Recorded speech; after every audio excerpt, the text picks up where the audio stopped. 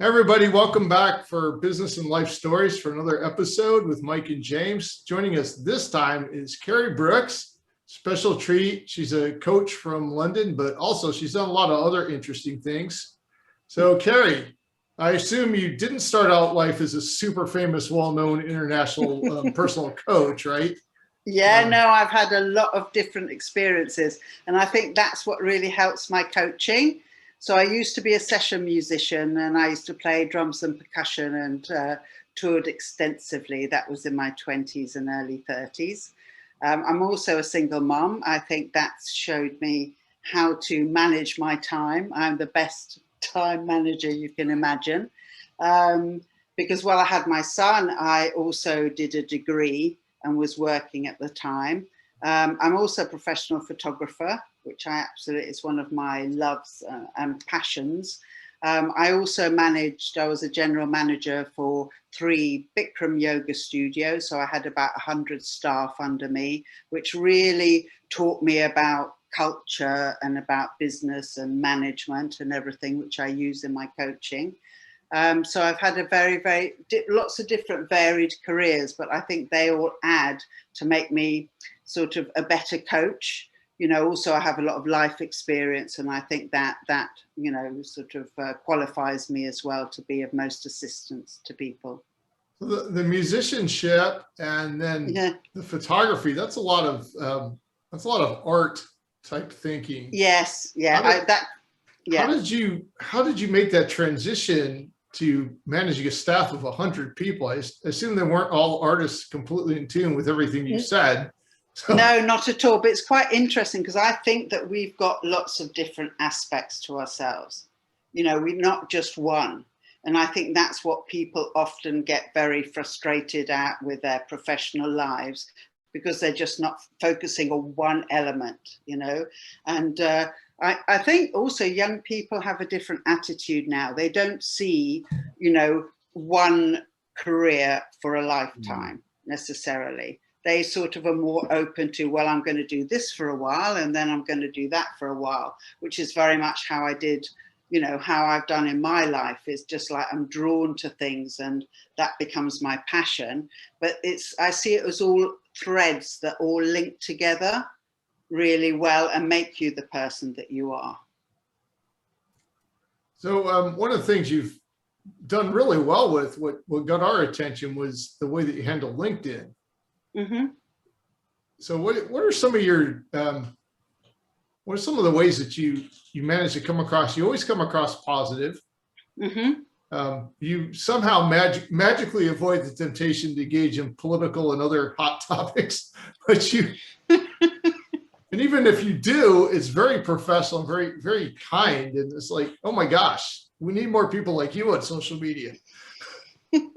Well, I'm all about positive psychology. So my coaching is based on positive psychology. And I think it's about, you know, when you have a positive outlook, things sort of fall into place in your life. You know, if you think about it, 85% of the people in the Western world actually have a negative mindset. So what I mean by that is they're focusing on what they believe is not working for them, what is not going right. You know, if, for example, you have a review at work, and let's say you have, you know, you're reviewed on 10 different aspects of your work. 9 are positive and 1 is maybe could do better, or you get a sort of more critical feedback on. Where's your focus going to go? Not on the 9 that are really good, but it'll be on the 1 that, you know, that you've got the negative. And that is an example of a negative mindset, because in the Western world, we very much have that. We're focusing on not enough. We're focusing on lack. We're focusing on not good enough, you know. And so the work that I do with my clients is very much based on positive psychology, so we get a good balance. Because if you think about it, I know to my experience of working with so many people that decisions made from a negative mindset will never be the right ones. So made from fear, made from insecurity, made from a negative mindset. So, you know, to reach your full potential, to be the best person that you can in your professional and personal life, you need to adopt a positive mindset. It's as simple as that. And you can train your mind to do that. It's not something, oh, well, no, that's it, I can't do it. We all can do it. And the brain has fantastic neuroplasticity and ability to change and adapt. And this is what is my passion, and it's what I get very excited about. Yeah, we can tell you're excited. Yeah, I know, it's my passion. I love what I do. Absolutely love it. So for the person that's doing an early stage company and all the pressure and all the long hours that comes with that, one of the things I've seen you post about is using more intuition. Mm-hmm. So that's something you're really strong on. So at what point did you manage to somehow combine your intuition with the, very real need to have some business analysis? Well, I always think what we have to look for is inspired action. So I think a lot of people are, hammering away, but it's not inspired action. And I'm a great believer that you sort of get yourself in the best possible state. We talk about coaching as the state of being. So you get yourself in the most positive state. And when you're in that positive state, you're much more likely to get inspired. It's like, when you have a decision to make, what is the one that gets you excited? What is the one that inspires you? Because that will be the right decision. Yeah, I see. I come from the other side, which is why this is so fascinating to me, because I'm an analytical thinker. I made my money through analysis, but I've always had James and I have a common interest in all this kind of arty stuff and music. And we realized you've played with more bands than he has. We were very impressed. So, can you share with us as a session musician? I mean, were you in there with the Stones and the Beatles and Eric Burden? No, but I worked for a record companies like Ireland and ZTT, and they'd put you out on tour with different bands, so many different bands that were maybe hot at the moment and didn't sort of survive so long. But it was very varied. It was very exciting life. And I left the music business not because I fell out of music with music, because I love music. It's just the business is very harsh. And when you're in it for a long time, you are a commodity, and after a while I found that very wearing. So that's why I sort of called it a day, and then moved on actually to photography and music photography, initially photographing bands, live bands. And then I went on eventually to do a degree in film photography and digital media as well, because that's my passion, one of my passions. When you were photographing bands, if you're in a club or, you get the different temperature lights all over the place, were you mainly shooting higher ISO or faster shutter speed? Yes, basically, definitely. And also it would go depending on what the band was like. If they're quite an indie band, so it's quite rock and it's quite grimy, then you'd make sure that your film, then you could play a bit around with the film. And at that time I was literally shooting, but also printing as well. And then that gives you much more scope. I remember one of my tutors told me that, the actual taking of the photograph is the writing of the symphony, but the printing is the playing of the symphony.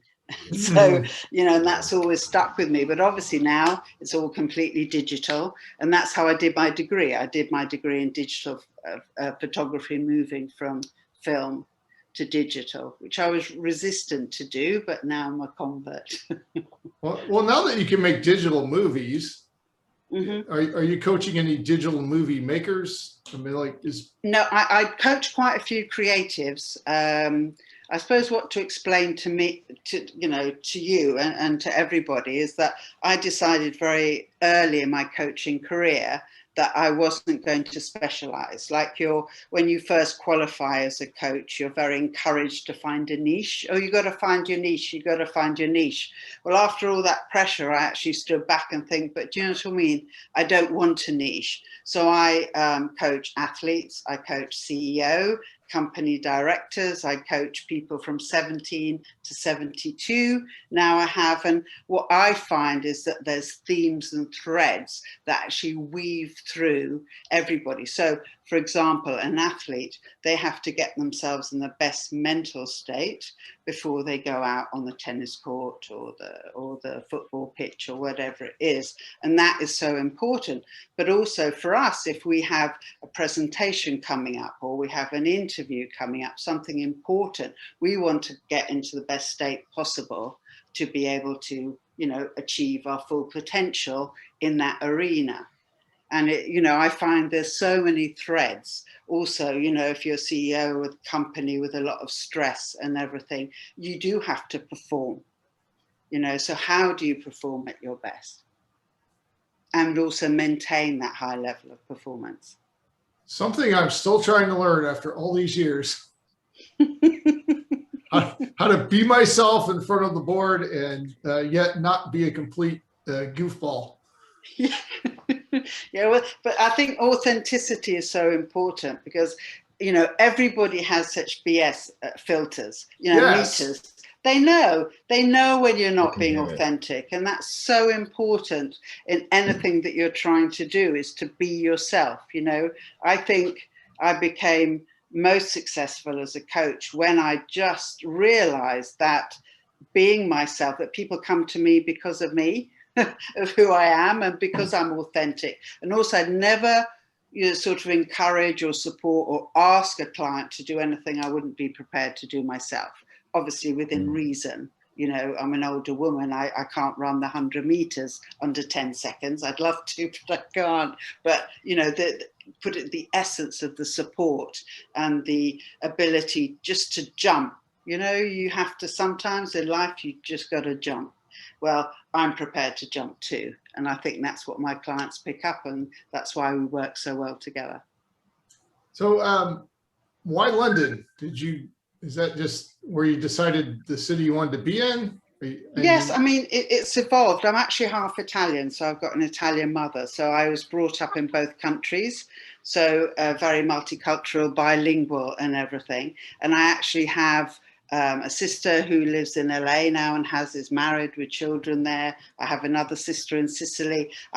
We have a family that's very spread around the globe, and I have traveled a lot, but for this time, I like London. Because it's I know with all this COVID, it's been so different. It's been shocking. Yeah. But normally, it's multicultural. There's lots of creativity here. It's quite a buzzing city. And also, it's easy to get everywhere from London. It was. I'm acting as if, everything is fine. We're not there yet, but I'm sure we'll return to the fact that I can get, literally, I've got 2 stops on the DLR, which is this little train in London, and then I'm London City Airport, and that's my sort of gateway to the world, and that's why I like living here so much. Yeah, those are great points. I've been fortunate to be in London 3 times, and it always amazes me when I get over there and I hear the way that English was spoken before we got to Texas. Very different. Yeah. So, I know James has some questions about things. Okay. So go ahead, James. I just want to, hi, Carrie. So I'm an English expat. There's the English accent. Yes. Middle class with like a Kiwi tinge slang. Yeah. And so I spent a lot of my life in Canterbury, which is a beautiful, beautiful town. And I used to go up to London during my misspent youth. I went to a lot of gigs, and then someone introduced me to house music and rave. And then I sort of went down there, but I used to so love London. I can remember the first time which I went up there. I went and stayed with, I think, a friend of my mum's. I was like 15, and she took me around Chinatown and Wardour Street, and we ate at this crazy restaurant called the Wong Kee, which was just so Chinese. It was like you'd be like almost sworn at. It was like, sit there, and I'm not being racist here, but it was that Chinese approach which I then saw when I was traveling around China, but the food was fantastic. And just, I've been back there a few times since, and I've taken my children there a few times since. But you're absolutely right. It's, for me, it's the ability to feel the essence and feel the soul, and go to those lovely street markets, and speak to the stall holders, and walk along the canals, and then we can pop into a museum or go around like an area with beautiful townhouses. I really. That's... Are you missing London by any chance? Well, how'd you guess? I mean, it's like I'm absolutely blessed. I'm surrounded by mountains and hills and lakes, and I go skiing and running and mountain biking and all this stuff. But there is nothing to a place that essence, is there? That vibration of the multicultural. It's what I like most about London, is the fact that it's multicultural, and you know, and there is this sort of like nice coexistence going on. You know what I mean? So that's what that's what I like. It is positive here. And then the other thing was, I used to play a bit of music. At the one stage, I had the ego to think that I'd be the next Eric Clapton. I obviously wasn't, but what? And then I love photography too, and I love black and white, and I loved developing my own prints. And then I had this idea to go around and go around to war zones, and like I was Don McLean and whatnot. Those sort of those, but what I like to mention is that I also embraced coaching, and I turned my life around. And I think it was your comment about authenticity. For me, one of the common threads when I look back at my passion for playing music and my passion for photography, and the people who I looked up as great players or great photographers, was the way that their heart and their soul came through. It was like they could connect with it, and it came out through the photographs. I mean, we all know it comes out through music, but you could almost feel it through the photographs, right? And I think that connects with the authenticity of what people are missing in their lives, the ability to be vulnerable, isn't it? And to connect with their heart, and then walk their path, right? I think it's because we're conditioned so much. I think, you know, what happens is that we grow up and we're told what we're supposed to be. We get a lot of pressures, you know. Girls growing up, you know, they're very encouraged to be nice, and to be, you know, sugar and spice and all things nice, and, you know, very sort of kind, which is lovely, but also making sure you put everybody else first, making sure you're not too loud, and all these things. And the many women that I coach now, you know, one of the things that they want to move away from is people pleasing. But that people pleasing is part of the conditioning. So we're conditioned, you know, as we grow up. If you look at a young child, they are joy personified. So, you know, they're full of joy. And what happens is that we do clip. Our wings get clipped, and then if we're not mindful, we clip our children's wings to try and fit in to, you know, what maybe we think they should be, and that's what happens. And so this lack of authenticity has a lot to do with our conditioning. So what we have to do, it's a bit, you know, about coaching, about identifying, you know, where do our limiting beliefs come from? Well, the majority of them come from the conditioning that we've received, you know, subconsciously. So we come out thinking, well, this is how I should be. You know, the should word is always obligation, isn't it? So it's about, you know, the coaching that I do is very discovering, okay, that's what you thought you should be, but what do you want? You know, the most powerful question that you can ask anybody is like, what do you want? What do you really want, you know, in your life? And most people just sit there when I ask them, like, I've never been asked that question before, because this is about getting into what do you want? What do you really want? I know what you thought you should have wanted, or, you know, wanted to please other people along the way. But at the end of the day, what do you really want? And that's the thing, is when you start getting in touch with what you really want, what lights your fire, You know, what inspires you, then you're on the right road. And then the authenticity is a natural part of that. You're absolutely right. And for me,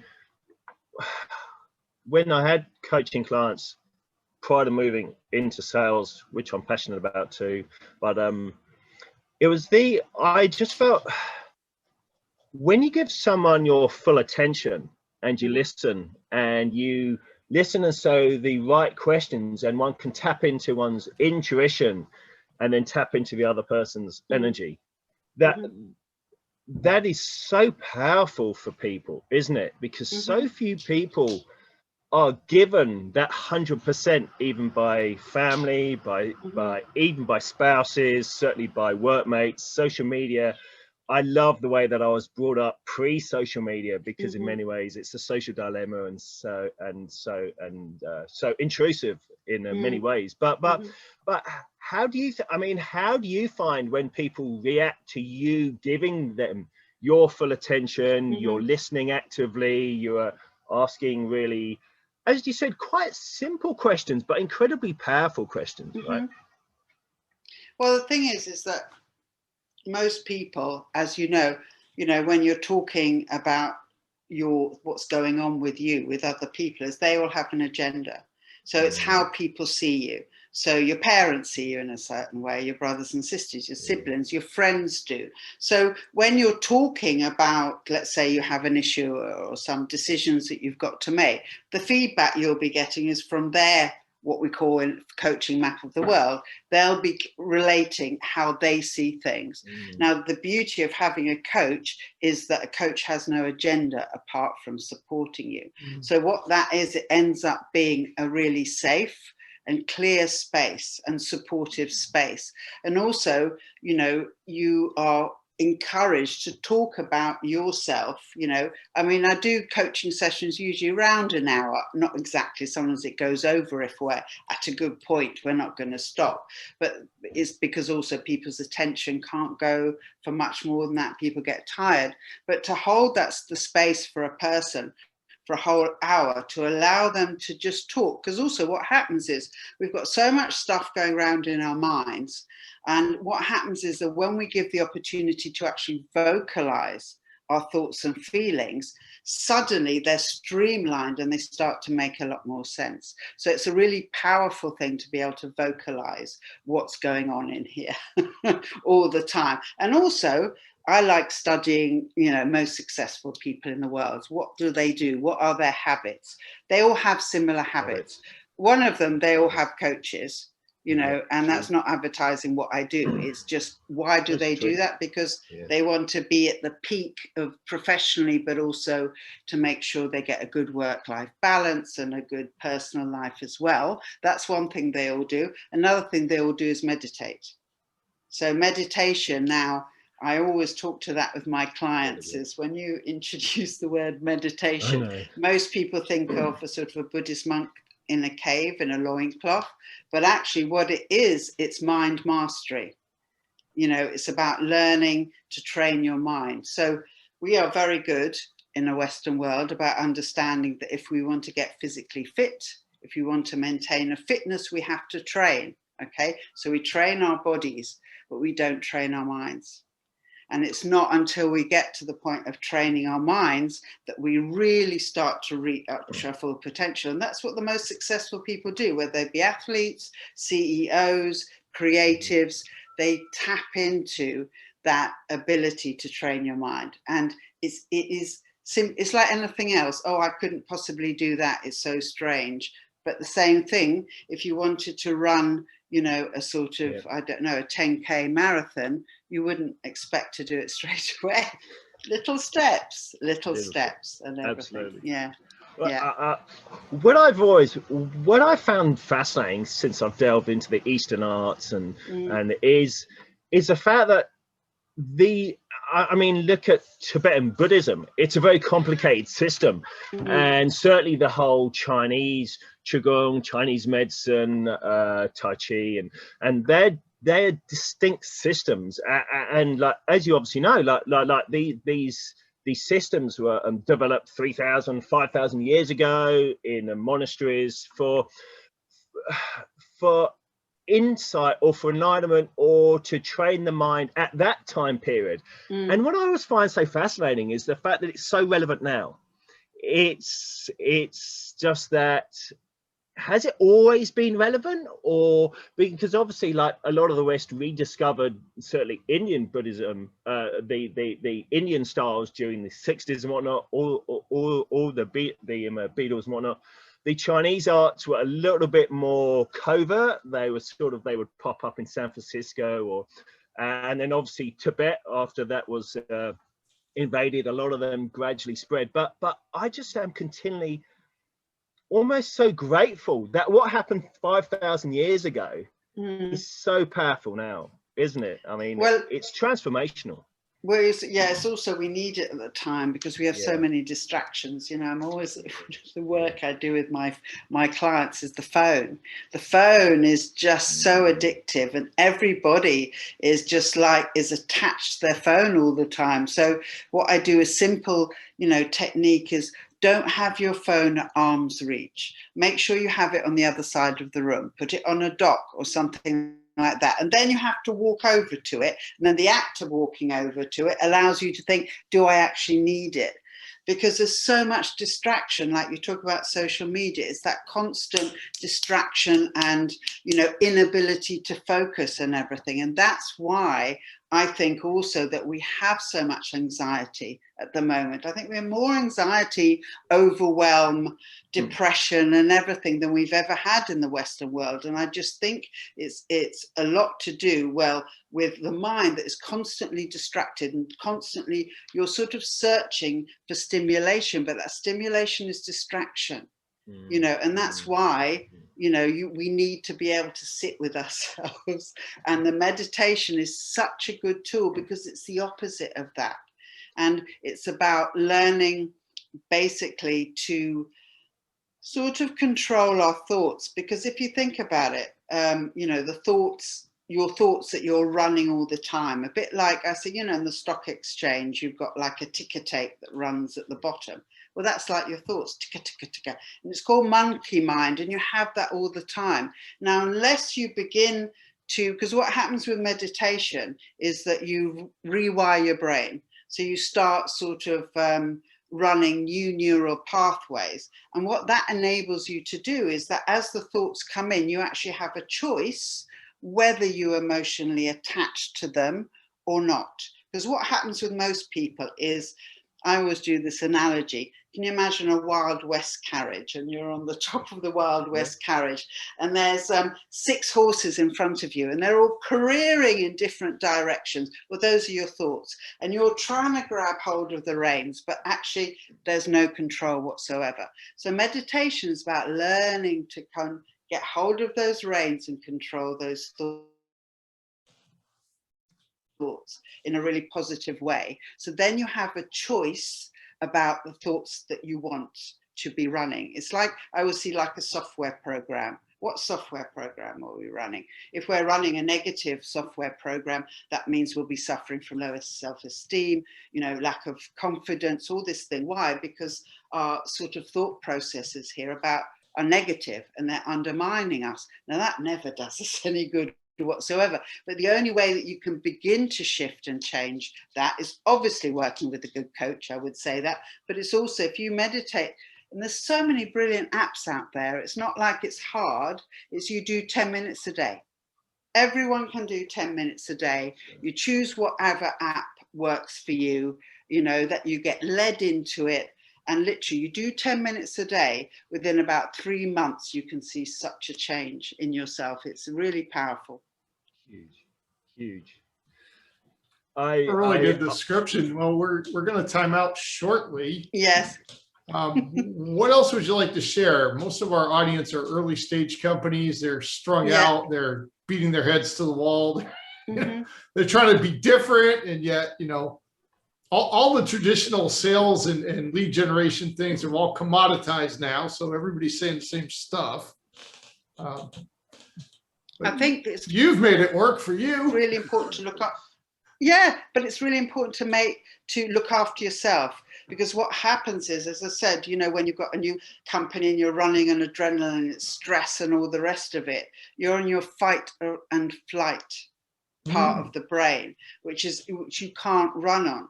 So, you know, like I said, the best thing you can do if you have a new company and you've got all those stresses, start meditating 10 minutes a day. Ensure that you do exercise. And I always think, do exercise you love. It's pointless doing something you hate. You know, if you know, the gym really bores you and the treadmill, don't do that. Go and get a canoe, do something that you enjoy, because what happens is that when you work very hard, you forget about the good stuff. And we need to put the good stuff in our lives. So taking time out, you know, let's say to meditate 10 minutes every day, everyone can fit it in. Make sure that you do stretching and everything like that, and to ease your body, and also make sure that you're doing the good stuff.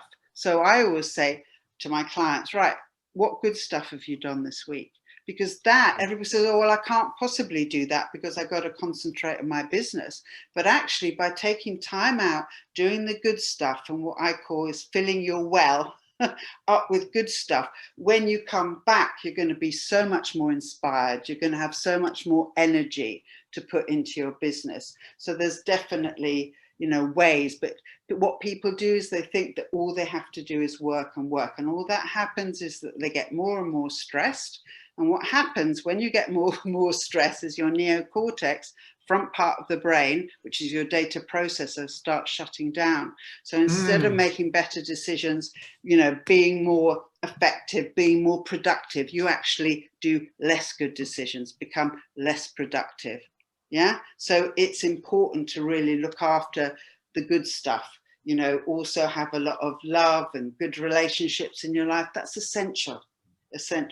Balance. Have a good balance. Beautiful. Well, that's beautiful. Thanks Good. so much for joining us. It's my pleasure.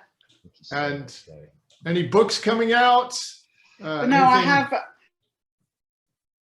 I have one book, because I write about lots of different things. I have a book which is out called Minx Up Your Life, which is for single women over 45, Fantastic. Which I wrote basically because I just noticed a theme with women in that, you know, age bracket, which is mine as well, is the fact that they just thought that life was over, that they'd missed the boat, relationship, and also career-wise. And I flip it on its head. Well, I know plenty of people that fit that category, and I will happily pass that along. And we'll have a link. Lovely. Yeah. Everybody listening, we'll have a link down below where you can see Carrie's website and a link to her book. Ladies over 45 who are single. James is single. I'm just saying.